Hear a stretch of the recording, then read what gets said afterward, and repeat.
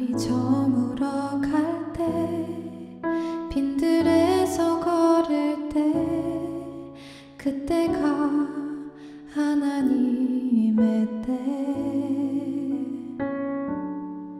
내 힘으로 안 될 때 빈손으로 걸을 때 내가 고백해 여호와 이래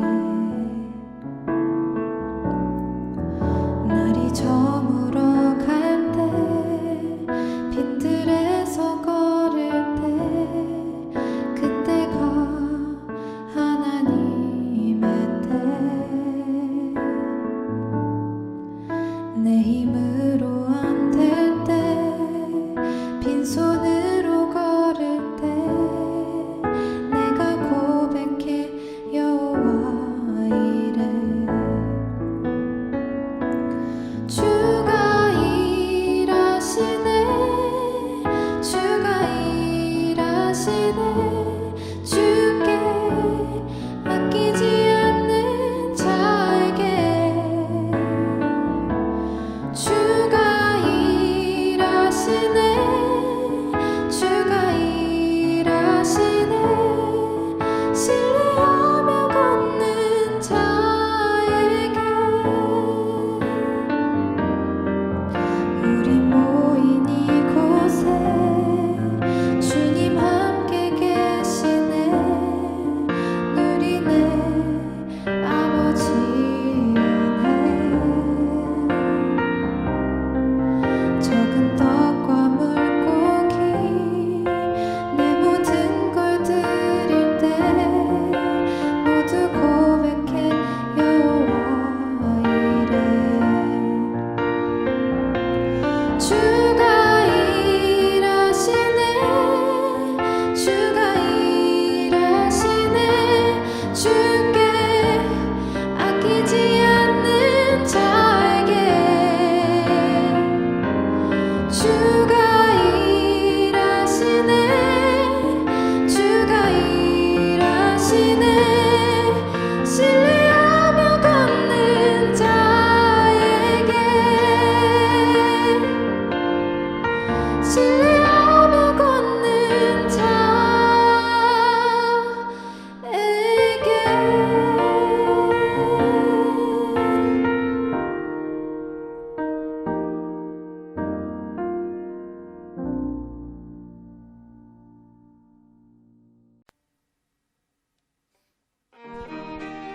성도들의 교과 공부를 응원합니다. 답심리교회 유대균입니다. 이은혜입니다. 예, 오늘도 이은혜 교수님 함께 해주셨습니다.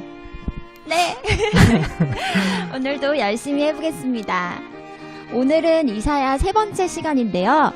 아람과 이스라엘 연합군이 유다를 공격할 때 유다 왕 아하스의 선택과 아하스를 바른 길로 인도하시기 위한 하나님의 말씀과 표징에 대하여 살펴보겠습니다. 네, 일요일 교과를 보시겠습니다. 일요일 교과를 보시면요, 북방 이스라엘과 아람이 연합군을 조집합니다. 그리고 남쪽에 위치한 작은 나라 유다를 침공하는 것입니다. 가뜩이나 국력이 약한 유다인데 거기에 맞은데 또 맞으면 더 아프잖아요. 네, 맞아요. 유다가 바로 전에 에돔과 블레셋의 공격을 받아가지고 쇠약해져 있었습니다. 그때 북방 이스라엘과 아람이 유다를 공격한 것입니다. 얼마나 아프겠어요. 거기에 우리가 기억해야 할 나라가 있죠. 이사야 전반에 기억해야 할 나라 아수르. 아람과 이스라엘이 유다를 침공한 이유가 있었는데 아수르가 급격히 세력을 확장하는 것입니다. 이것을 막기 위해 오랜 적대적 관계였던 이스라엘과 아람이 동맹을 맺게 되었습니다. 그리고 유다를 정복해서 그곳에 말 잘 듣는 꼭두각시 왕을 세우고 유다의 자원과 인력을 사용하기로 이렇게 계획을 세운 것입니다. 유다 침략의 이유, 이스라엘과 아람이 세력을 확장하는 아수르를 대비하기 위해서 밑줄 그어두시고 잘 기억하시면 좋겠습니다. 네. 이 위기의 순간에 하필 유다의 왕이 아하스인 것입니다. 아하스에 대하여 열왕기하 16장 1절부터는 이런 말씀이 기록되어 있습니다. 르말랴의 아들 베가 제17년에 유다의 왕 요담의 아들 아하스가 왕이 되니 아하스가 왕이 될 때에 나이가 20세라. 예루살렘에서 16년간 다스렸으나 그의 조상 다윗과 같이 아니하여 그의 하나님 여호와께서 보시기에 정직히 행하지 아니하고 이스라엘의 여러 왕의 길로 행하며 또 여호와께서 이스라엘 자손 앞에서 쫓아내신 이방 사람의 가증한 일을 따라 자기 아들을 불 가운데로 지나가게 하며. 아하스는 유다 왕들 중에서도 가장 악한 왕이었습니다. 어느 정도였냐 하면 아하스 왕은 이방의 가증한 일을 본받아 자기 아들을 불로 제사를 드리는 것입니다. 작은 나라 유다가 에돔과 블레셋의 침공을 받아서 가뜩이나 약해져 있고 아람과 북방 이스라엘이 쳐들어오는 이 위기의 순간에 하필 유다의 왕이 아하스인 것이었습니다.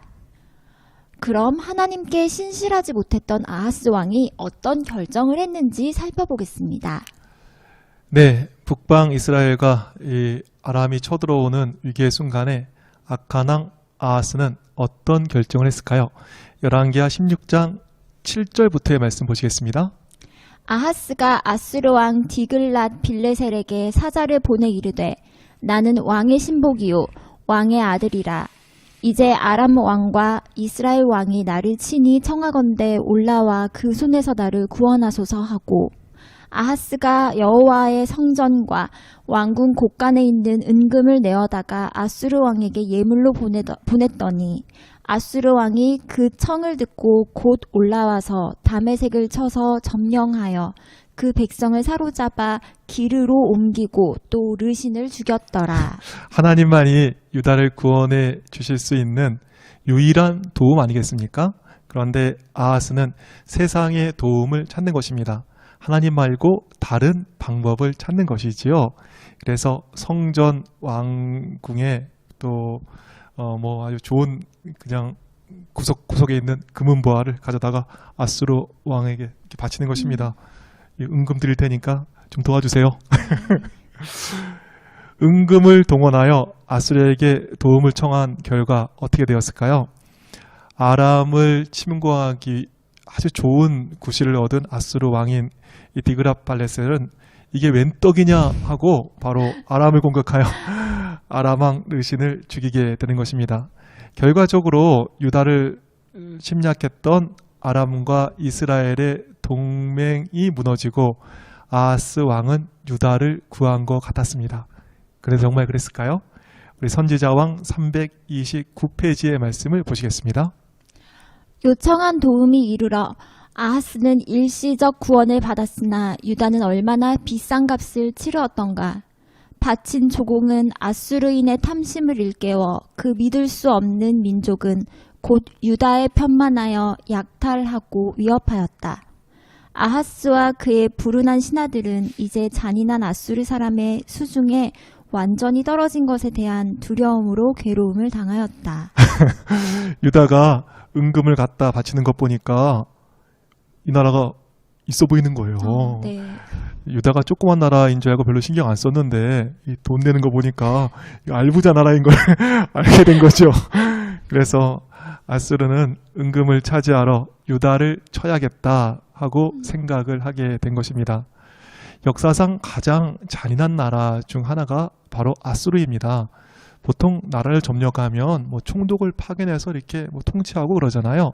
근데 아수르는 혼혈 정책을 펼칩니다. 막 겁탈하고 사람들 이주시키게 하면서 피를 섞는 것입니다. 민족이 정말 사라지게 만드는 나라가 바로 아수르였습니다. 나중에 먼저 이 북방 이스라엘이 아수르에게 멸망을 당하는데요. 사람들을 다 잡아가서 혼혈 민족을 만드는 것입니다. 우리나라에서도 옛날에 혼혈이 된 사람들에 대해서 좀 차별이 있지 않았습니까?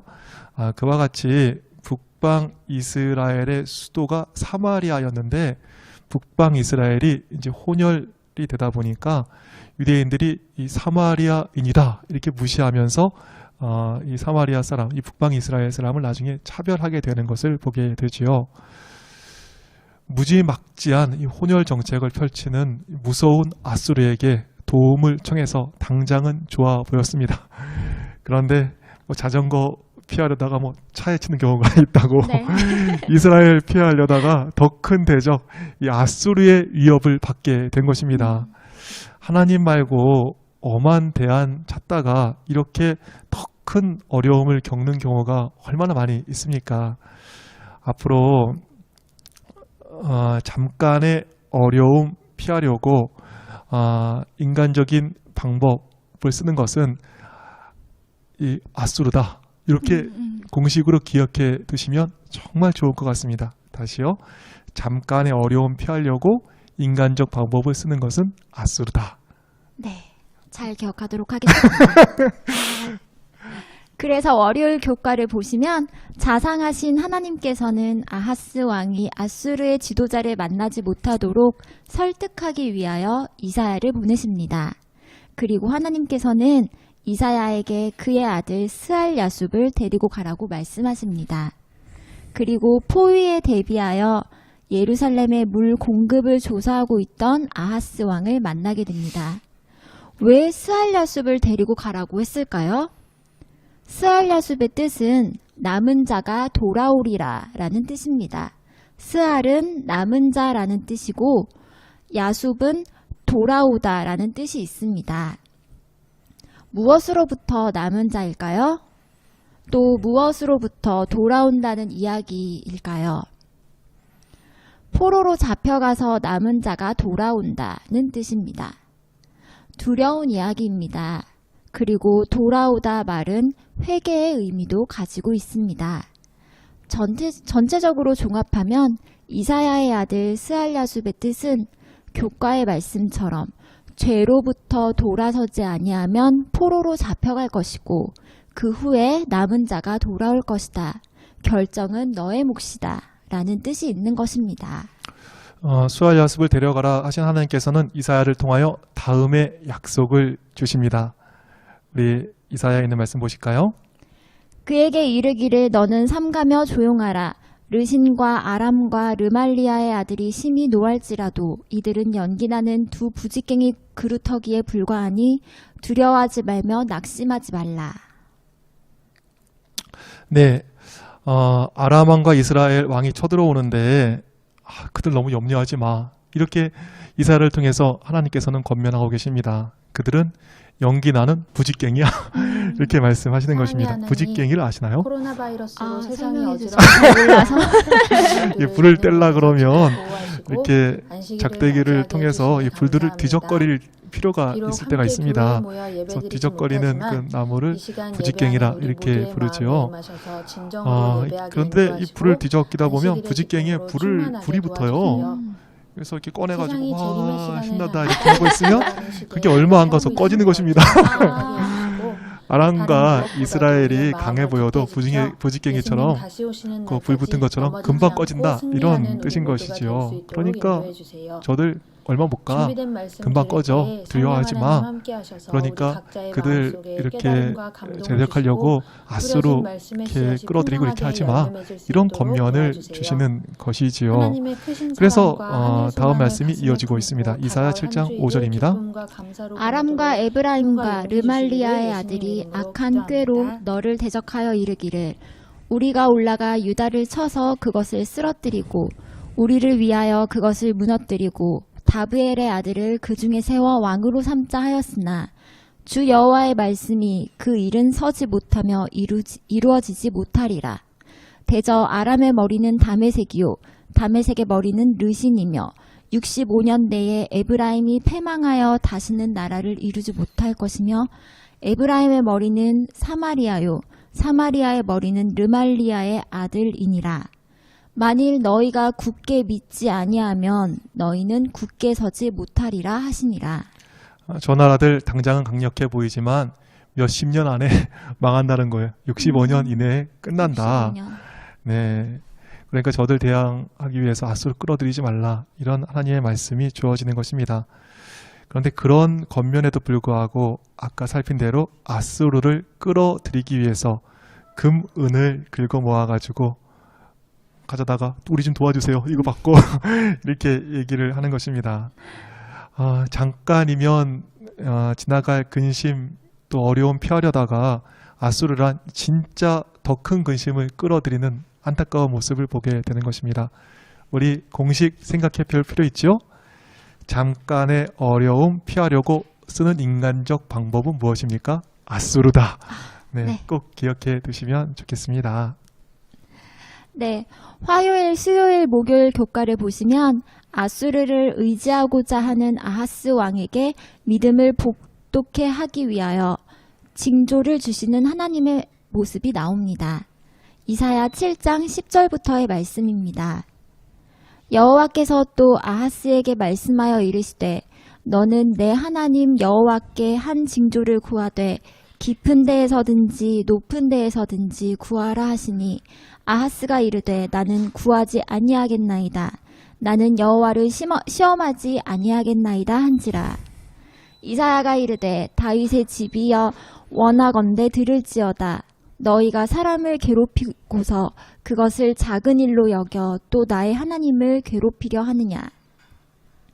표적을 구하는 것은 그리 신앙적인 모습은 아닙니다. 그러나 하나님께서 구하라고 하실 때는 구해야죠. 아하스는 청개구리였던 것 같습니다.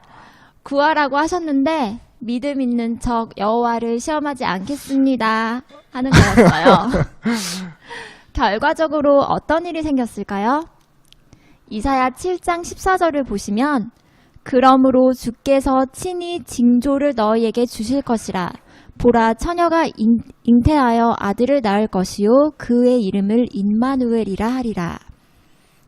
하도 답답하시니까 하나님께서 표적을 주십니다. 처녀가 잉태하여 아들을 낳을 것인데 그의 이름을 임마누엘이라 할 것이다 말씀하시는 것입니다.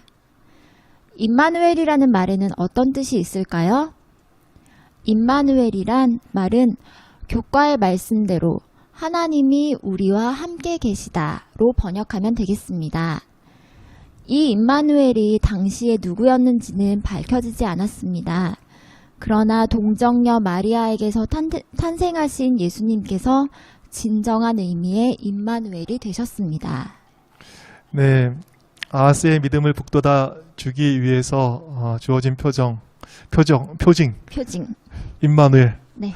하나님이 우리와 함께 하시다. 이 정말 동정녀 탄생을 통해서 나타난 임마누엘의 이 약속이 중요한 이유는 무엇일까요? 목요일 하단에는 이런 교과의 말씀이 있습니다. 목요일 교과 하단 보시죠. 하나님이 우리와 함께 계시다라는 약속이 중요한 이유는 무엇인가? 이보다 더 강력한 보증과 위안은 없기 때문이다. 하나님은 당신의 백성에게 시련과 고통이 없을 것이라고 약속하지 않았지만 그들과 함께 하겠다고 약속하셨다. 그렇습니다. 하나님께서 당신의 백성들에게 어려움, 고통, 또 시련 없을 거야 이렇게 약속하지는 않았습니다. 그러나 하나님께서 약속하셨는데 그것은 무엇입니까? 내가 너희와 함께 할게. 하나님이 우리와 함께 하신다는 임마누엘의 약속을 주시는 것입니다. 아멘. 네, 시편 기자는 내가 사망의 음침한 골짜기로 다닐지라도 해를 두려워하지 않을 것은 주께서 나와 함께 하심이라. 주의 지팡이와 막대기가 나를 안위하시나이다 라고 했습니다. 하나님은 내가 물 가운데로 지날 때에 내가 너와 함께 할 것이라. 강을 건널 때에 물이 너를 침몰하지 못할 것이며 내가 불 가운데로 지날 때에 타지도 아니할 것이요 불꽃이 너를 사르지도 못하리라 고 말씀하십니다. 네, 강물이 없고 불꽃이 없는 게 아니죠. 이렇게 국가의 말씀처럼 또 성경의 말씀처럼 하나님께서 함께 하심으로 물도 불도 이기게 되는 것입니다. 교과에는 이런 말씀이 이어집니다. 바벨론 사람들이 다니엘의 세 친구들을 불 속에 던졌을 때 하나님은 어디에 계셨는가? 그들과 함께 계셨다. 야곱이 날이 밝도록 씨름하고 고뇌의 시간에 하나님은 어디에 계셨는가? 야곱의 팔 안에 할 수 있는 한 가까이 계셨다. 비록 육신의 모습으로 지상에 나타나지 않으실지라도 하나님은 그분의 백성과 함께 그들의 경험을 겪으신다. 폭도들이 스데반을 정죄할 때 예수님은 어디에 계셨는가? 하나님 우편에 서 계셨다. 예수님은 하늘로 승천하신 이후에 높은 곳에 계신 지극히 크신 이의 우편에 앉으셨다. 그러나 스데반이 돌에 맞아 죽을 때 왜 예수님은 서 계셨는가? 모리스 벤덴의 말처럼 예수님은 도저히 앉아 계실 수가 없으셨다. 성도들이시여, 비록 육신의 모습으로 우리 예수님께서 지상에 나타나지는 않으실지라도 하나님께서는 그분의 백성과 함께 모든 경험을 함께 겪으십니다. 수도 스데반이 순교할 때 이 예수님의 모습은 너무 감동적입니다. 히브리서 1장 3절을 보시면 예수님께서는 높은 곳에 계신 지극히 크신 이의 우편에 앉으셨습니다. 그런데 폭도들이 스데반을 정죄할 때 예수님은 어떻게 계시죠? 사도행전 7장 55절을 보면요, 하나님 우편에 서 계셨습니다. 모리스 벤덴이 이것에 대해서 다음과 같은 탁월한 해석을 하셨죠. 스데반이 정죄를 받고 돌에 맞을 때 우리의 모든 경험을 함께 하시는 하나님께서는 도무지 앉아 계실 수가 없는 거예요. 그래서 우리의 모든 경험을 함께 하시는 하나님이신 예수님께서는 앉아 계실 수가 없으셔서 그냥 서가지고 이 스데반이 당하는 어려움을 보고 계신다. 이런 탁월한 해석을 하는 것을 교과에서 살필 수 있습니다. 성도들이시여, 정말 우리가 어려움 당하고 힘들어하실 때 우리 하나님이신 우리 예수님은 노심초사로 우리를 보시면서 이렇게 함께 하시고 필요한 도움을 주시는 그러한 분이심을 꼭 기억하셨으면 좋겠습니다. 아멘. 정말 당장의 어려움이 우리에게 있을 수 있습니다. 물과 불로 인한 어려움이 있을 수 있고 또 여러 반대와 요즘에는 또 코로나19라는 이 어려움이 이 교회에 굉장히 큰 어려움을 주고 있습니다. 그러나 우리에게는 임마누엘, 하나님이 우리와 함께 하시는 이 커다란 축복이 있는 것입니다. 우리가 어려움 당할 때 노심초사하시면서 차마 앉지도 못하시고 우리를 바라봐 주시는 예수님 바라보시면서 힘과 용기를 내는 우리 모두가 되기를 간절히 바라겠습니다. 아멘. 네, 오늘 또 시간이 많이 갔네요. 네. 오늘 말씀 정리해 주실까요? 네, 오늘은 북방 이스라엘과 아람이 유다를 공격할 때의 상황을 살펴보았습니다.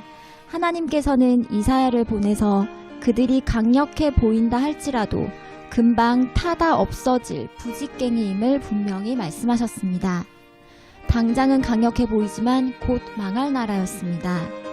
그리고 그 말씀이 진실된 것임을 보여주시기 위하여 처녀가 잉태하여 아들을 낳는 기적과 함께 임마누엘이란 이름을 지어주셨습니다. 그러나 아하스는 하나님을 신뢰하기보다는 인간적인 지혜를 의지하면서 은금을 보내 아수르에게 도움을 청했습니다. 그 결과 아수르는 더 큰 어려움을 겪게 되는 것입니다. 인간적인 방법, 지혜 동원하지 말고 우리와 함께 하시는 하나님 바라보면서 믿음으로 굳게 서는 모두가 되시기를 바랍니다. 네, 다음 주는 오늘의 주제와 연관되는 주제인데요. 저희는 다음 주에 사과 어려운 길로 성도들을 다시 찾아오겠습니다. 그때까지 몸, 마음 평안하세요. 안녕.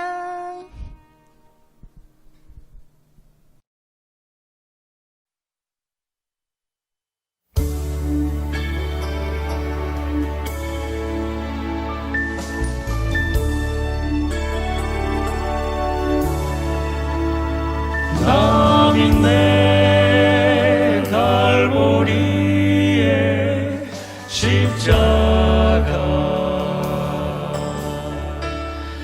나의 마음 깊이 사랑하네.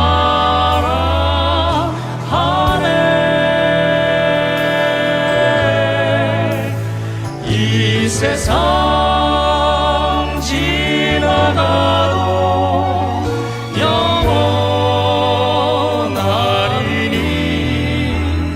험한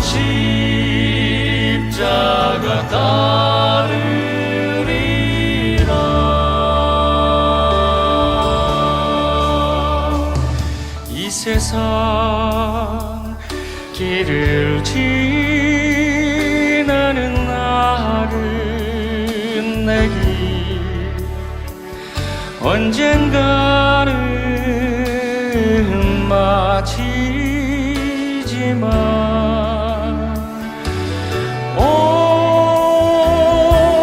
여기 영원한 생명이 있으니 믿음으로 십자가 따르네.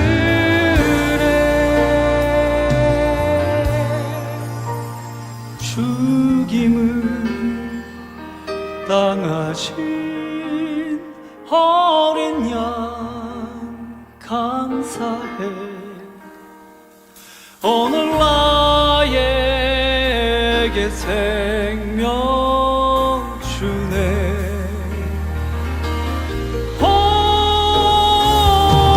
나를 위해 흘린 그 보혈의 해 감사해.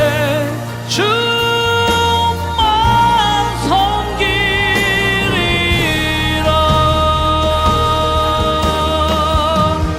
남이 내 갈보리에 십자가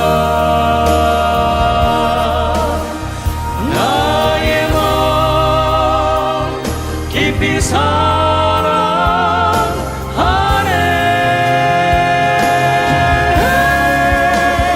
이 세상 지나가도 영원하리니 험한 십자가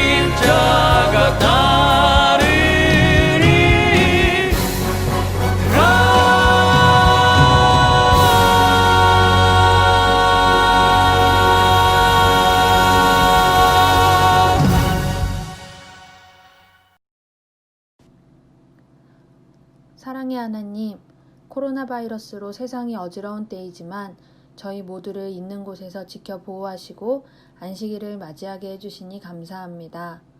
비록 함께 교회에 모여 예배드리지 못하지만 이 시간 예배하는 우리 모두의 마음에 임하셔서 진정으로 예배하게 인도하시고 안식일의 기쁨으로 충만하게 도와주세요. 세상이 재림의 시간을 향해 빠르게 달려가는 시대에 우리가 살고 있음을 언제나 기억하게 해주시고 다른 무엇보다도 우리의 마음을 굳게 지켜 예수님 다시 오시는 날까지 넘어지지 않고 승리하는 우리 모두가 될 수 있도록 인도해 주세요. 준비된 말씀 들을 때에 성령 하나님 함께 하셔서 우리 각자의 마음속에 깨달음과 감동을 주시고 뿌려진 말씀의 씨앗이 풍성하게 열매 맺을 수 있도록 도와주세요. 하나님의 크신 사랑과 하늘 소망을 가슴에 품고 다가올 한 주일을 기쁨과 감사로 보내도록 힘과 용기 주시기를 예수님 이름으로 기도합니다. 안녕하세요, 성도 여러분. 행복한 안식일입니다. 오늘 예배드리는 각 가정마다 하나님께서 함께 임재하여 주시기를 간절히 기도합니다. 여러분, 세상을 살아가시면서 가장 통쾌할 때가 언제인가요? 아마도 불의한 자가 처벌을 받고 또 정의가 일어서는 그러한 순간이 가장 통쾌한 순간이 아닌가 생각이 됩니다. 오늘 성경에도 성경에 기록된 여러 사건 중에 통쾌한 사건들이 있는데요. 그 중에 가장 통쾌한 사건이 있다면 어떤 것일까요? 아마 여러분들도 저와 같은 생각이실 거라고 생각하는데요. 바로 어린 소년 다윗이 그 매끄러운 물맷돌 5개를 가지고 골리앗과 대면할 때가 가장 통쾌한 그런 사건인 것 같습니다. 골리앗은 다윗 앞에서 투구를 벗었고 다윗은 돌을 물매로 던져서 골리앗의 이마를 맞추었습니다. 돌이 이제 그 이마에 박혀서 골리앗이 땅에 엎드려지게 되었어요. 얼마나 통쾌한 순간입니까? 오늘 우리들의 삶에 종종 골리앗과 같은 일들이 나타납니다. 누가 봐도 아무리 생각해도 넘을 수 없는 벽이고 통과할 수 없는 그런 관문이고 이길 수 없는 상대를 만날 때가 있습니다. 우리의 삶 가운데. 이럴 때 이렇게 그 위기의 순간에 우리는 어떻게 해야 할까요? 우리가 오늘 사무엘상 17장을 통해서 우리의 인생의 골리앗을 이기는 그 방법을 생각해 보고자 합니다. 우리 다 함께 사무엘상 17장 26절 그리고 34절로 37절 그리고 45절로 47절의 말씀을 함께 보시도록 하겠습니다. 다윗이 곁에 섰는 사람들에게 말하여 가로되 이 블레셋 사람을 죽여 이스라엘의 치욕을 제하는 사람에게는 어떠한 대우를 하겠느냐? 이 할례 없는 블레셋 사람이 누구간데 사시는 하나님의 군대를 모욕하겠느냐? 다윗이 사울에게 고하되 주의 종이 아비의 양을 지킬 때에 사자나 곰이 와서 양떼에서 새끼를 움키면 내가 따라가서 그것을 치고 그 입에서 새끼를 건져내었고 그것이 일어나 나를 해하고자 하면 내가 그 수염을 잡고 그것을 쳐 죽였나이다. 주의 종이 사자와 곰도 쳤은즉 사시는 하나님의 군대를 모욕한 이 할례 없는 블레셋 사람이리이까 그가 그 짐승의 하나와 같이 되리이다. 또 가로되 여호와께서 나를 사자의 발톱과 곰의 발톱에서 건져내셨은즉 나를 이 블레셋 사람의 손에서도 건져내시리이다. 사울이 다윗에게 이르되 가라 여호와께서 너와 함께 계시기를 원하노라. 다윗이 블레셋 사람에게 이르되 너는 칼과 창과 단창으로 내게 오거니와 나는 만군의 여호와의 이름 곧 네가 모욕하는 이스라엘 군대의 하나님의 이름으로 내게 가노라. 오늘 여호와께서 너를 내 손에 붙이시리니 내가 너를 쳐서 내 머리를 베고 블레셋 군대의 시체로 오늘날 공중의 새와 땅의 들짐승에게 주어 온 땅으로 이스라엘의 하나님이 계신 줄을 알게 하겠고 또 여호와의 구원하심이 칼과 창에 있지 아니함을 이 무리로 알게 하리라. 전쟁은 하나님께 속한 것인즉 그가 너희를 우리 손에 붙이시리라. 블레셋 군대와 이스라엘 군대가 대치하고 있었습니다. 블레셋 사람의 진에서 싸움을 도두는 자가 왔는데 그 이름은 바로 골리앗이요 그 신장은 6규빗 한 뼘 2m 90이었습니다. 그의 용모는 어떠했습니까? 머리에는 노트구를 썼고 몸에는 어린 갑, 이 물고기 비늘 모양의 갑옷을 입고 있었습니다. 무게가 엄청나게 무거운 그리고 그 어떤 화살도 뚫을 수 없을 것 같은 그 튼튼한 갑옷을 입고 있었습니다. 그리고 또 그 다리에는 놋 견갑을 찼다고 했고 또 어깨에는 놋 단창을 메었습니다. 그 창자루는 배틀채 같고 또 창날은 철 600세겔이었다고 합니다. 그리고 방패 든 자가 앞에서 따라갔다라고 했습니다. 골리앗이 이스라엘 군대를 향하여 이렇게 외쳤어요. 너희가 어찌하여 나와서 항우를 벌였느냐? 나는 블레셋 사람이 아니며 너희는 사울의 신복이 아니냐? 너희는 한 사람을 택하여 내게로 내려보내라. 그가 능히 싸워서 나를 죽이면 우리가 너희의 종이 되겠고 만일 내가 이기어 그를 죽이면 너희가 우리의 종이 되어 우리를 섬길 것이니라. 그 블레셋 사람이 또 가로되 내가 오늘날 이스라엘의 군대를 모욕하였으니 사람을 보내어 나로 더불어 싸우게 하라 한지라. 이렇게 기세등등하게 골리앗이 나와서 외치고 있을 때 그 골리앗 앞에서 쩔쩔 매고 있었습니다. 이스라엘 백성들이. 그리고 그때 다윗은 전장으로 가게 되었어요. 바로 그의 세 형을 면회하러 갔습니다. 형들을 만나서 문안하고 있을 때 바로 그 골리앗의 고함 소리를 들었어요. 조롱하는 소리를 들었습니다. 사울과 온 이스라엘 군인들은 그 골리앗의 말을 듣고 크게 놀라고 두려워했습니다. 그래서 이스라엘 모든 사람이 그 사람을 보고 심히 두려워해서 그 앞에서 도망했다라고 기록하고 있습니다. 성경은. 그러나 다윗의 반응은 전혀 달랐어요. 다윗이 곁에 섰는 사람에게 말하여 가로되 이 블레셋 사람을 죽여 이스라엘의 치욕을 제하는 사람에게는 어떠한 대우를 하겠느냐. 이 할례 없는 블레셋 사람이 누구간데 사시는 하나님의 군대를 모욕하겠느냐. 여러분, 이때 다윗의 나이는 몇 살이었을까요? 다윗은 8아들 가운데 가장 막내였습니다. 다윗의 형 3명이 군인이었기 때문에 그 형들은 아마 20세 이상이었을 것입니다. 다윗의 넷째 형부터 7째 형까지는 20세 미만이라고 본다면 그들이 연년생이었다면 다윗의 나이는 약 15세 정도 되었을 것이고 아마 경년생이었다면 다윗의 나이는 11살 정도 되었을 것입니다.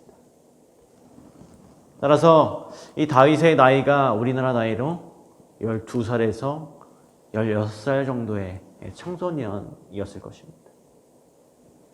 그런데 그 초등학생 혹은 그 중학생 그 어린 소년 다윗이 말하기를 이 할례 없는 블레셋 사람이 누구간데 사시는 하나님의 군대를 모욕하겠느냐. 그 당시 왕도 군인도 아무 말도 못하고 떨고 도망을 가는데 그 어린 소년 다윗이 어떻게 이렇게 말할 수 있었을까요? 다윗의 한 말을 가만히 살펴보면 다윗이 그렇게 말할 수 있었던 이유를 찾을 수 있습니다.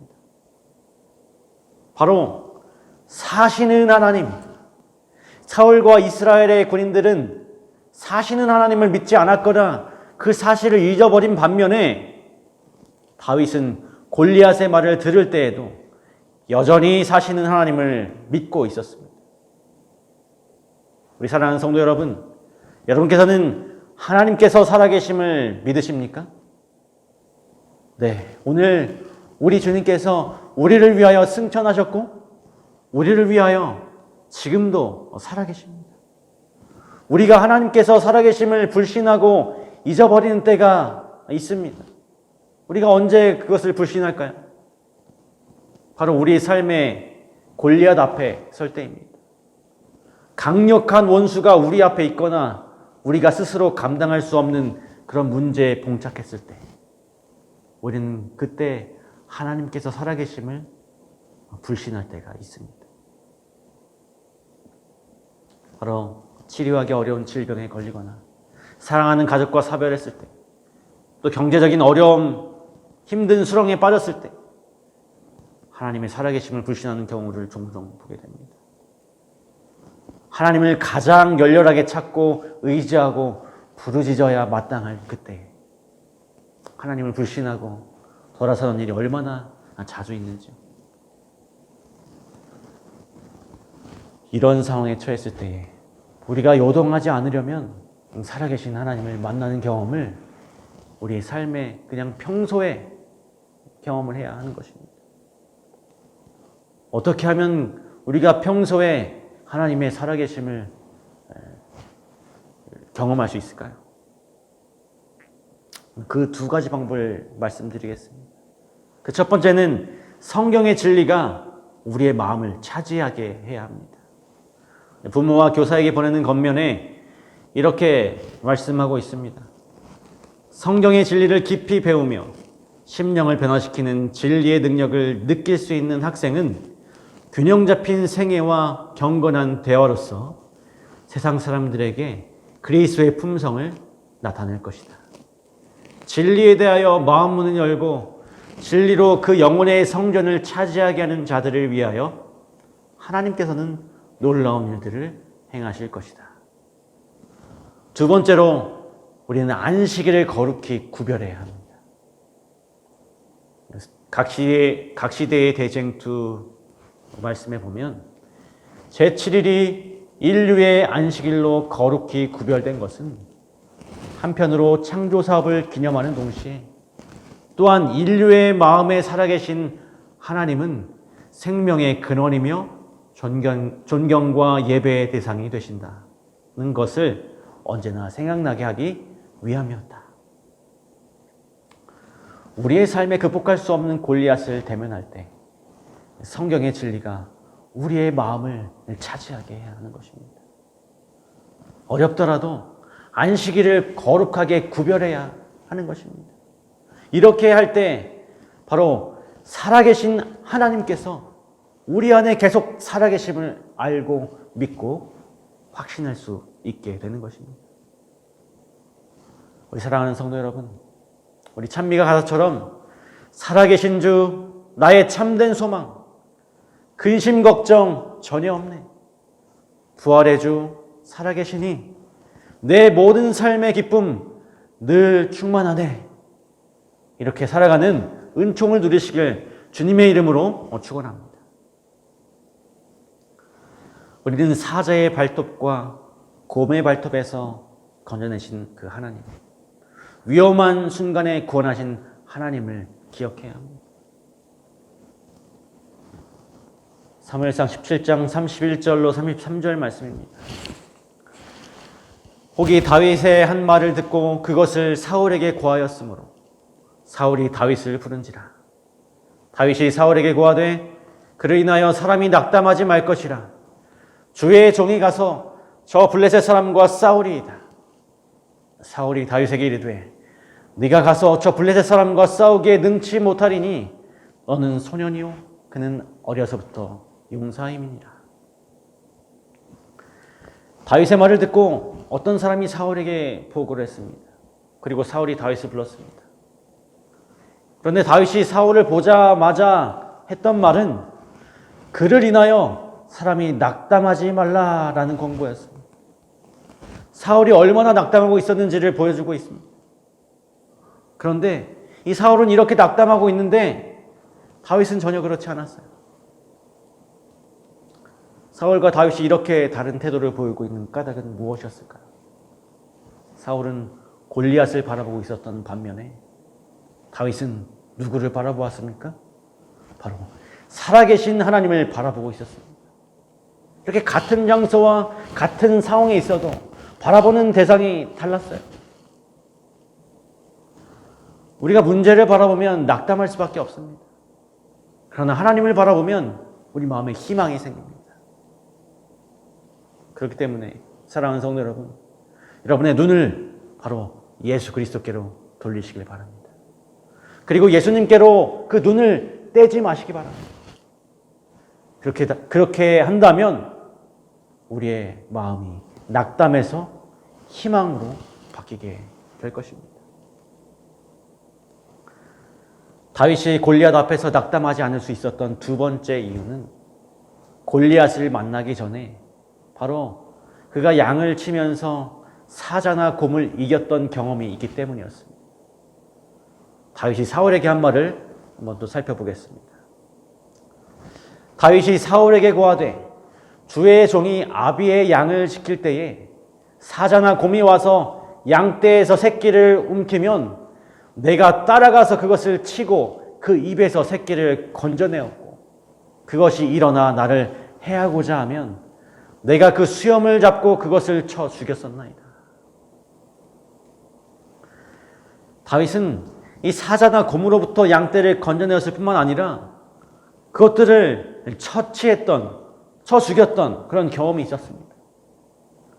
주의 종이 사자와 곰도 쳤은즉 사시는 하나님의 군대를 모욕한 이 할례 없는 블레셋 사람이니까 그가 그 짐승의 하나와 같이 되리이다.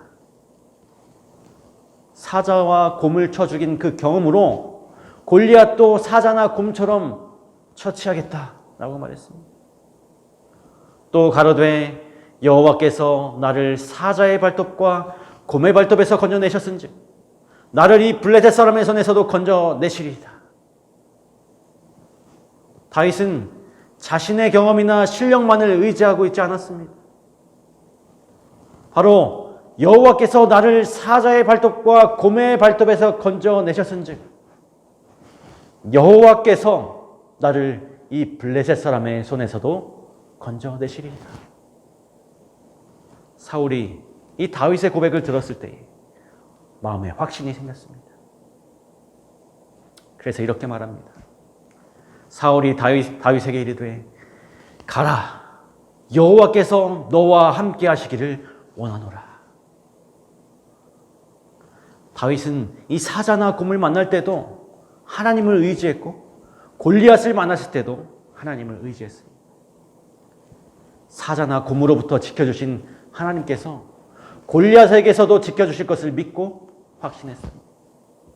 만약 다윗이 이 사자나 곰을 만나 이겨본 경험이 없었다면 아마 골리앗을 이기지 못했을 것입니다. 골리앗과 맞설 그 생각도 할 수 없었을 것이었습니다. 여러분 기억하시길 바랍니다. 믿음은 위기에서 발휘되는 것이지만 평소에 있던 믿음이 위기에서 발휘되는 것입니다. 평소에 없던 믿음이 위기에서 생겨나는 것이 아니라고 하는 것입니다. 여러분 이것이 다윗과 다른 사람들의 차이였어요. 평소에 하나님을 믿고 여러분 의지하며 살아가고 계십니까? 그렇다면 위기에서도 하나님을 믿고 의지할 수 있습니다. 수많은 사람들이 이 다음을 기약하는 경우가 참으로 많습니다. 다음에는 잘하리라. 그 다음에 어떻게 되었을까요? 잘한 사람이 있고 잘못한 사람이 분명히 있을 것입니다. 무엇이 다른 결과를 가지고 왔을까요?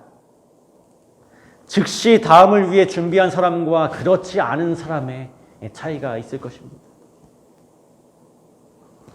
사랑하는 성도 여러분, 바로 오늘부터 성경을 읽고 기도하기로 결심하시고 실행하게 되시길 간절히 바랍니다.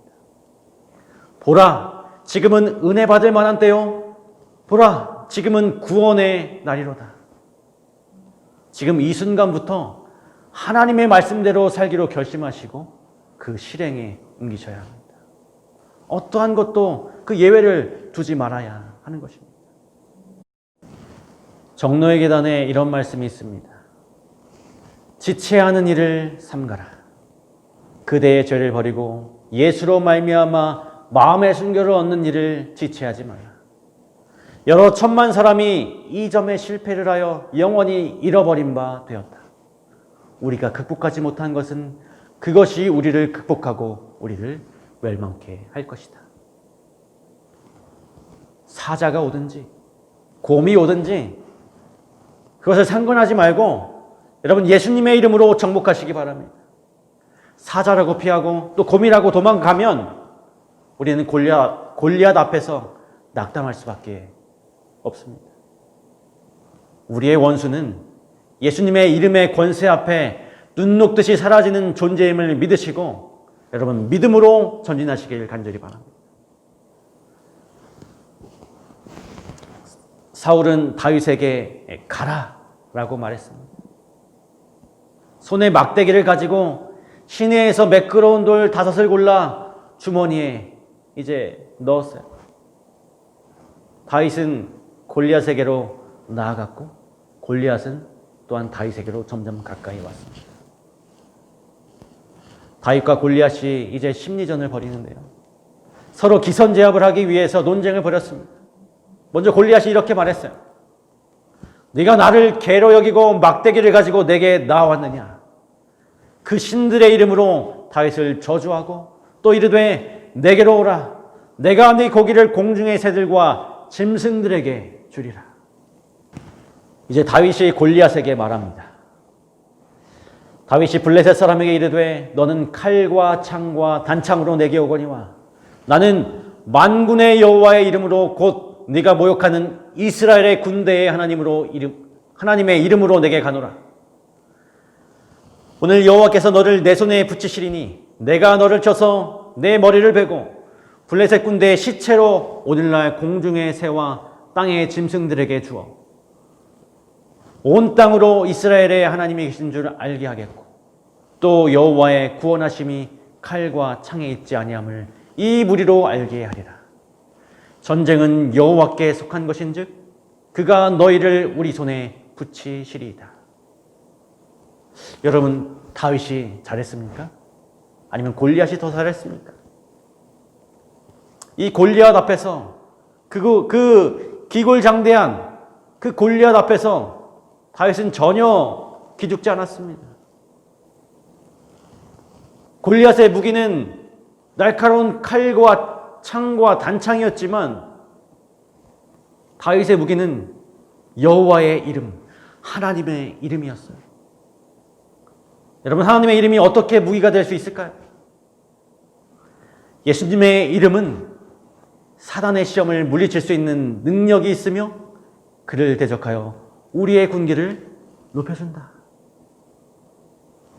다윗이 골리앗과 싸울 때에 하나님의 이름으로 나아갔던 것처럼 오늘 우리도 그분의 이름으로 대항하여 싸워야 하는 것입니다. 영문시조에 이런 말씀이 있습니다. 사람을 괴롭히는 죄가 무엇이든지 간에 또 아무리 격심하고 사악한 정욕이 마음을 지배하려고 싸움을 걸어오더라도 그가 만약 깨어서 이스라엘의 크신 협력자의 힘과 그분의 이름으로 그것들을 대항하여 싸우면 그는 반드시 그것들을 정복할 수 있을 것이다. 예수님의 이름으로 기도할 때 우리는 응답을 받아요. 그들은 그분의 이름으로 아버지께 간구해야 하였고 그러하였을 때 그 기도는 응답받을 것이었다. 그들은 아버지와 아들과 성령의 이름으로 침례를 베풀어야 하였다. 그리스도의 이름은 그들의 표어요 그들을 구별하는 휘장이요 연합에 띄어 행동의 방향을 결정하는 권위요 성공의 근원이 되어야 하였다. 예수님께서는 우리를 초청하고 계십니다. 비록 그대가 주님 앞에서 그대의 생애를 더럽히고 성행하는 불법에 동참하고 그대의 심령을 죄로 어둡게 하였을지라도 예수님께서는 여전히 그대의 길을 버리고 그분의 능력을 붙잡고 그분의 이름으로 승리를 얻고도 남을 평화와 능력과 은혜를 그분 안에서 발견하라고 초청하신다. 여러분, 예수님의 이름의 권세를 아십니까? 예수의 이름으로 병이 나았고 예수의 이름으로 죄사함을 받았고 예수의 이름으로 육에서 영으로 거듭났으며 예수의 이름으로 사단의 권세가 멸망했습니다. 예수의 이름의 권세를 알고 예수의 이름을 부름으로 우리는 승리할 수 있는 것입니다. 여러분, 어린 소년 다윗은 어떤 하나님을 믿고 있었습니까? 다윗은 골리앗 앞에서 있을 때에도 하나님은 살아계심을 믿었습니다. 바로 살아계시는 하나님을 믿었어요. 사자와 곰의 발톱에서 건져내신 그 하나님을 믿고 의지했습니다. 그에게 날카로운 칼과 창이 없어도 넉넉히 구원하시는 그 하나님을 믿었습니다. 오늘 그 다윗의 하나님은 우리의 하나님이십니다. 하나님의 살아계심을 여러분 굳건히 믿으시길 바랍니다. 우리의 과거에 우리를 인도하신 놀라운 그 은혜를 여러분 돌이켜보시고 기억하시길 바랍니다. 지금도 우리가 그분의 이름을 부르면 우리 주님께서는 우리의 그 부름에 응답하십니다. 우리 사랑하는 성도 여러분, 생명의 이름, 그 권세의 이름 예수 그리스도를 높이 부르시며 우리의 삶의 그 골리앗과의 대결에서 항상 승리하시는 저와 여러분이 되길 간절히 바라면서 말씀을 마치겠습니다.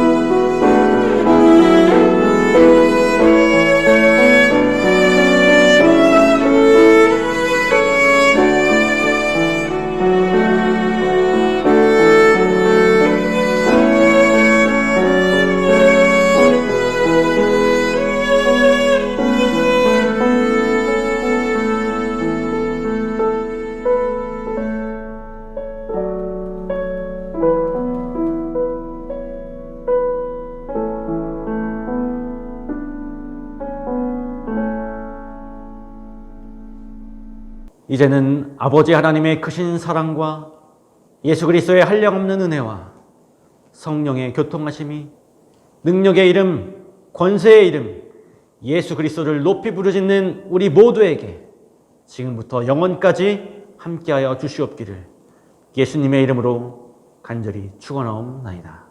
아멘.